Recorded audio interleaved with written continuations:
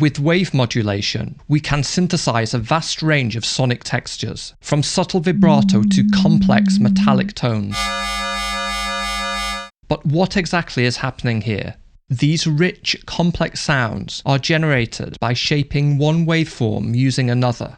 We start with a steady signal, such as a basic sine wave, on its own, static and predictable. This is called a carrier wave. We can use a second waveform, called a modulator wave, to vary some property of the carrier, typically its amplitude or frequency. The carrier wave effectively carries modulations imposed by the modulator, yielding a dynamic and often unexpected transformation of the original sound. In amplitude modulation, or AM synthesis, the modulator changes the amplitude of the carrier over time to create tremolo effects or introduce additional harmonic content. In frequency modulation, or FM synthesis, the modulator dynamically alters the frequency of the carrier, leading to evolving complex textures with a rich spectrum of harmonics that can range from bell-like tones to harsh metallic textures. Previously, we used Python to generate and shape basic waveforms. Let's now return to our sound synthesis program and explore how to implement amplitude and frequency modulation in code.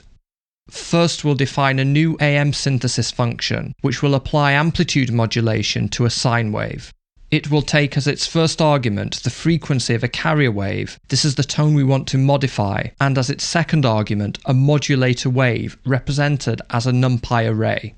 By passing the modulator as an array, we gain flexibility. In this way, the modulator is not limited to a basic sine wave. It could be pre-processed, generated procedurally, or come from an external signal. As a third argument, the user may define a modulation index, a standard parameter in wave modulation that controls how much the modulator influences the carrier.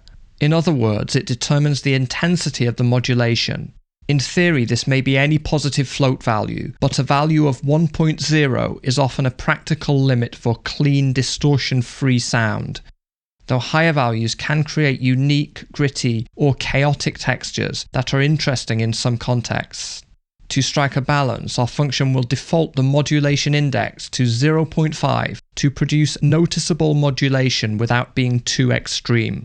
We'll include two other parameters: the peak amplitude to which our signal will be normalized, set by default as 0.5, and the sample rate per second, defaulting to the standard of 44,100 samples per second.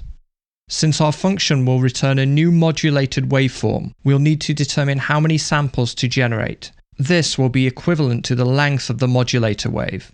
Next, we'll create a NumPy array containing time points for each sample. np.arange will generate a sequence of indices starting at 0 and increasing up to the number of samples. We'll then divide the array by the sample rate to convert these indices into time values. We can now generate the carrier as a sine wave at the specified carrier frequency. We'll use the same process as in our introduction to sound synthesis. Recall that NumPy's sine function can calculate phase values for each time point expressed as radian angles. 2 times np.pi times frequency first converts the frequency in hertz to angular frequency in radians. We multiply this by time points to calculate the phase of the wave at each point in time. We'll create a new variable to store our amplitude modulated waveform. First, we'll apply the modulation index.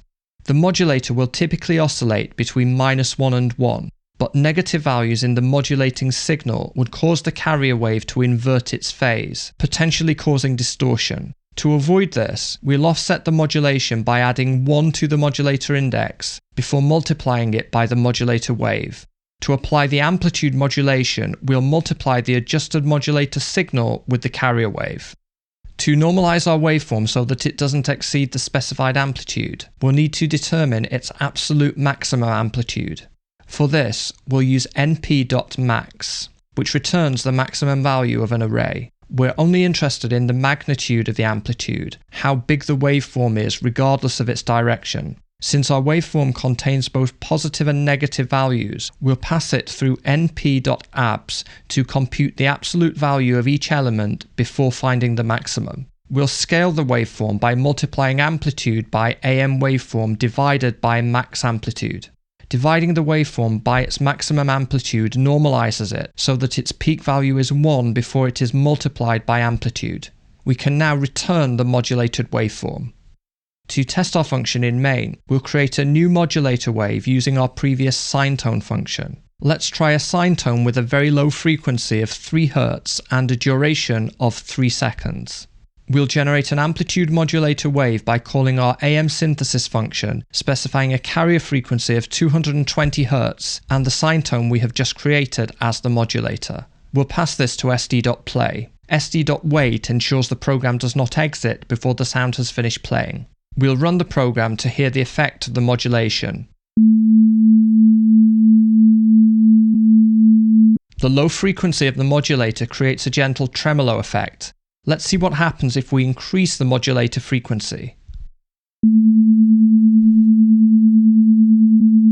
At 9 Hz, the amplitude fluctuates more rapidly and we get a faster tremolo. But something interesting happens when the modulator frequency moves into audible range, typically higher than 20 Hz.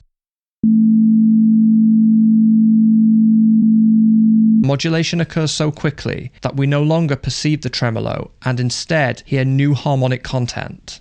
This is because the modulator interacts with the carrier to generate new frequencies called sidebands below and above the carrier. They occur at the carrier frequency minus the modulator frequency and the carrier frequency plus the modulator frequency.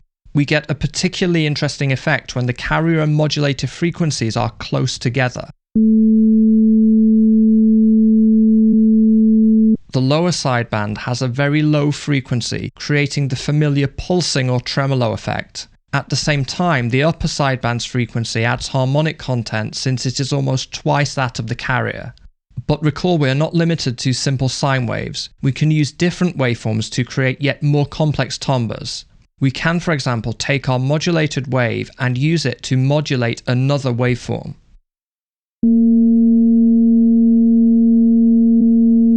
And we don't have to stop there. We can continue to apply multiple layers of modulation to shape our final signal.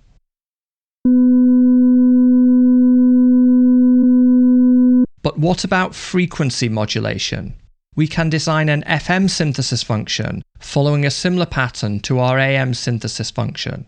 As before, the user should define a carrier frequency and a modulator wave. Recall that in our AM synthesis function, we set the modulator index to a default of 0.5 since values above 1.0 tend to introduce distortion. But the practical limit in FM synthesis is much higher. An index of 10 or more can still produce useful results. So we can afford to set a higher default value. An index of 3 will clearly demonstrate the effects of frequency modulation without being too extreme. We'll keep the same default values for amplitude and sample rate. Inside the function, we'll obtain the number of total samples required from the length of the modulator wave, and then create an array of time points using np.arange. Using np.sine, we'll calculate the carrier wave's phase values for each time point with 2 times np.pi times carrier frequency times time points. Now comes the key difference as we generate the FM waveform.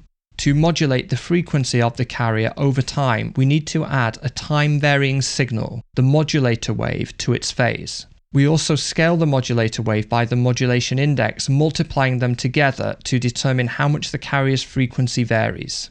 After this, we can normalize the amplitude in the same way as before by calculating the maximum amplitude and then using this to ensure the peak value of our waveform is 1 before scaling it to the specified amplitude. We'll now return the FM modulated signal. Let's test this again in main. We'll start with a modulator sine wave with a frequency of 3 Hz and a duration of 3 seconds. We'll use this in our FM synthesis function to create a new modulated waveform with a carrier frequency of 220 Hz. We'll play the sound with sd.play and sd.wait. We can now run the program to hear the FM synthesized sound. A wobbling pitch or vibrato effect.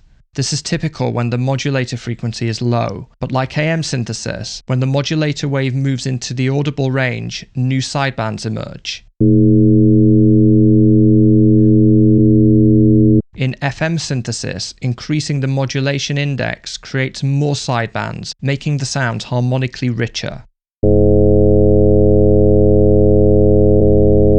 When the frequency of the carrier and modulator waves are close together,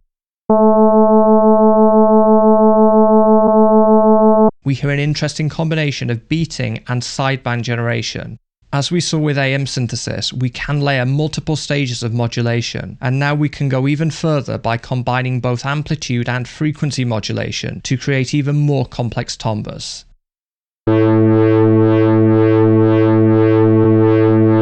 Let me know your own ideas. If you found this helpful, please like and subscribe. Leave your questions, feedback and suggestions in the comments section below, and thank you for watching.